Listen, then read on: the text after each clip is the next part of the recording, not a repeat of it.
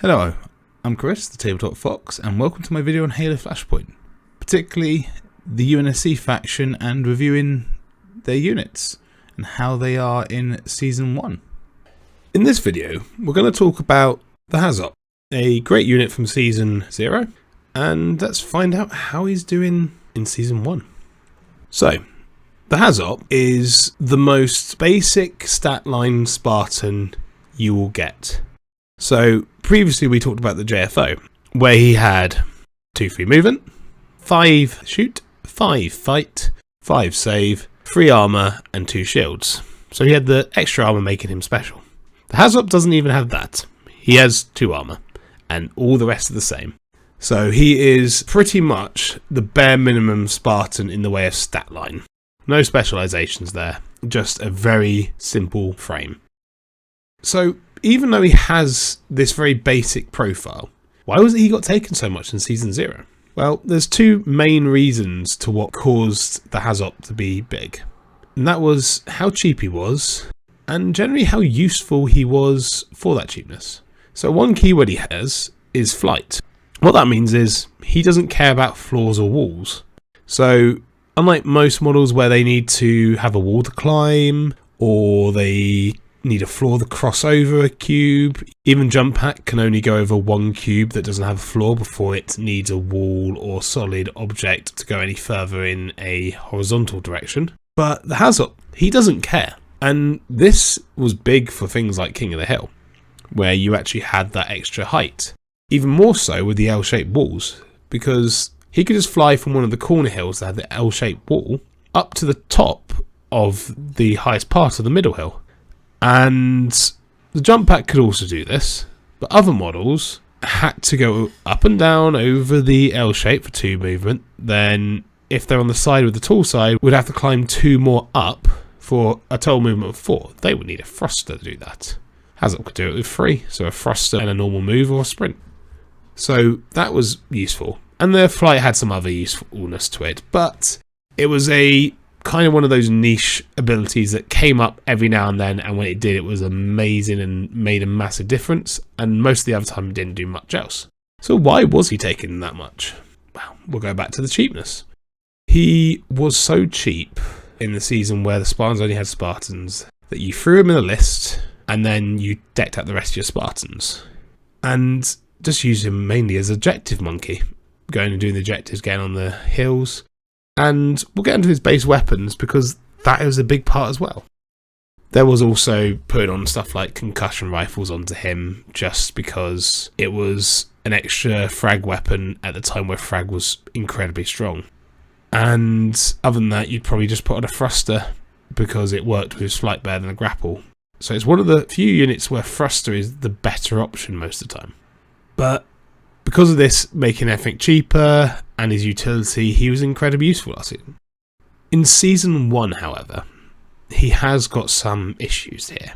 And that would be the ODSDs, combined with the love for lethality this season because of killing given points. And as we touched on with the JFO, that 5-5 stat line for shooting and fighting, not the best for lethality.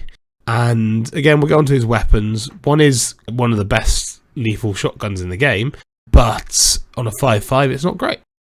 And then going back to those ODSTs, you now have ODSTs which are a strong weapon cheaper than a HAZOP, with that amazing ability of hot drop and coming with a lot more lethality than the HAZOP actually has built in. So what that means is the HAZOP's got such stiff competition, and that's why you don't see him. Because a lot of the time you're running either a 3-man Spartan team that's all decked out. You don't need a weaker unit in that because you need to be everyone doing their best, or otherwise you'll be in trouble running a smaller team. Or people are running 2 Spartans, 2 ODSTs with some good decked out equipment and such with numbers and hot drop. And neither of these does the HAZOP fit into. It's the same issue that the Zvezdas have in this season, where he could have shined, but the ODSTs took that away from him. So he's still a brilliant unit, and he's still a really good unit for running objectives. And he can very much challenge the JFO for that spot if you wanted to run him on your team. And he's a bit cheaper as well, just doesn't have the benefit of stuff like Scout to get that extra early move. and he's not that much less tanky. It's 1 armor. It can add a fair bit, but it's an okay thing. And as I said, he'll more likely get his items back quicker in some senses, so he can be a bit better of an objective runner. But I think we need to get onto his weapons, because that's where the HAZOP can shine a bit here, and why he was so good last season in general. And I might be getting a bit repetitive here saying this, but there's one clear pick in my opinion for weapon wise, and that is the spike rifle. This is a gun that, even though I haven't really pushed it into a list, mainly because it lacks lethality and shooting, as a base weapon is incredible. So what the spike rifle is, it is a range profile that for doing damage is mediocre. It just would have weight of fire 1, range 3 and AP 0.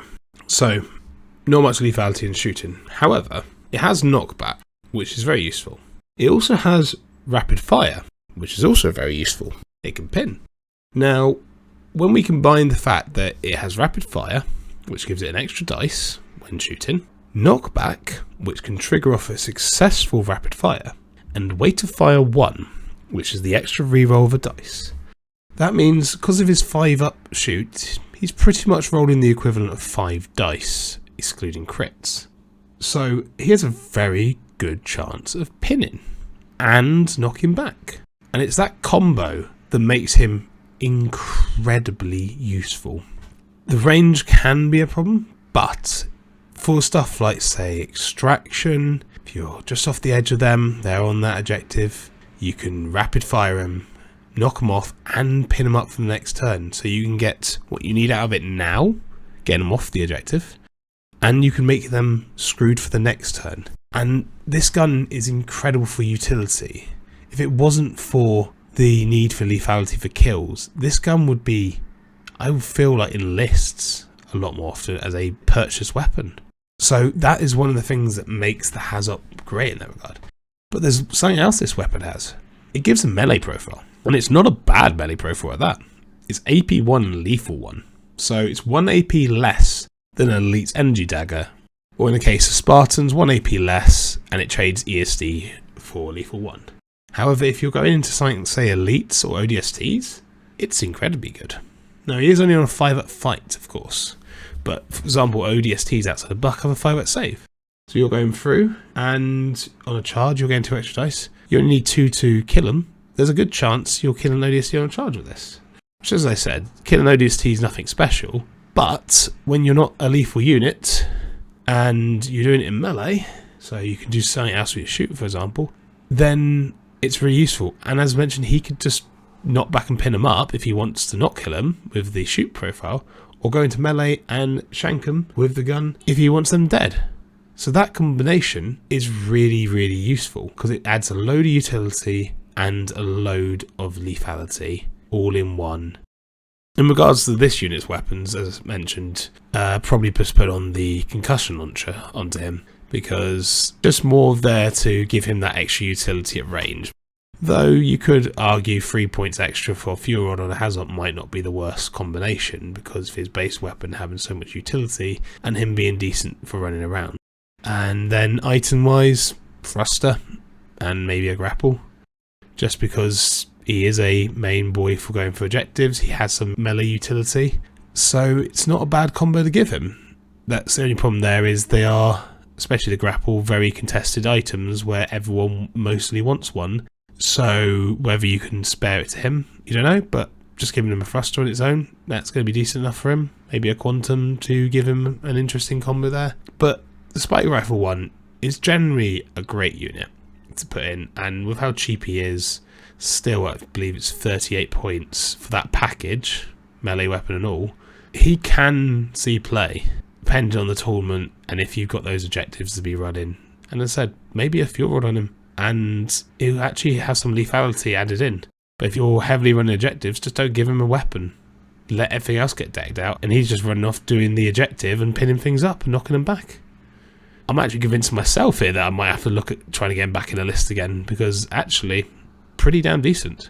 On the other hand, we have the brother one, which is the M45 shotgun. Now, this one was taken a few times in Season 0. To actually my confusion, it was 1 point less. But I just couldn't see the logic behind it over the spike rifle. And I still can't now, even with the lethality now, I still don't see it now. Because the M45 shotgun is a very good shotgun. AP1, Lethal 2 and ESD 1 is a hell of a combo. And range 3 is decent. It's not like the shotgun on the Brawler with range 2. Range 3 is decent. But shotguns don't have optics, so you're still only critting on 8s, and you ain't getting the extra dice. So they're very reliant on positioning. Now, the HAZOP is going to be your moving around unit doing objectives, so getting into a position to maybe get a clear shot, it might not be the hardest thing for him to come about with, but it is limiting. And if you're going for kills, even though he is 2 points now less than the Spike Rifle HAZOP being 36 points, there's just, I feel, better investments, like a Mark 7, I feel could do better, or ODSTs in this case. This is where the ODSTs really push on, because unlike the Spike Rifle version where he's got some melee and some utility in issuing, the M45 is pure about lethality. It has knockback if you succeed, but if you're succeeding there's a good chance you're doing some good damage. Well, if you shoot at an ODST with this shotgun, it will kill it in one success. That's how good the shotgun is. Again, ODST not the best base point, they die easily. Into an elite, it needs 2 for the shields and then 1 more for kill, so it's free. It's one of the best weapons actually into elites, if you can get the dice you need off it. Again, that's the biggest problem with it, is getting enough dice. The crazy thing is, add a explosive ammo onto it, it becomes lethal 3, so you need 1 through on a Spartan, so you need 1 on the shields, 1 on the armor, 1 the kill, so it becomes 3 on a Spartan instead of 4. So, shotgun itself is very strong. The model using it, not so much, because it's a 5-up shoot, and that means each dice are 50-50. So if you only have the normal 3, you're likely getting between 1 and 2 successes, and the defender is likely getting the same. If it's an elite, they're likely getting 2 with the 4-up. So it's more likely that elite is going to then charge into you, or evade somewhere.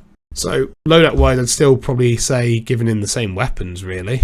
But you then don't have that baseline combination of knockback and pinning, which the Spike Rifle HAZOP does so well. So, in general, the HAZOP is still a great unit, and doing this video has actually made me actually want to go and check if I can actually make a good list which includes a HAZOP, depending on the tournament, because actually I've just convinced myself that they actually still have incredible good uses right now with how the tournament's been going. So I'll have to have a look into that. But Spike Rifle 1, incredible. Shotgun 1, lethal weapon on a not lethal unit. Not always the best combo, but fun unit, great unit, and it's still got play. Well, I hope you enjoyed this video, and if there's anything you disagree with in my thoughts about the unit, or anything you think I missed, please feel free to let me know in the comments. But with that, I've been the Tabletop Fox. I hope you have a lovely day, and ta-ra!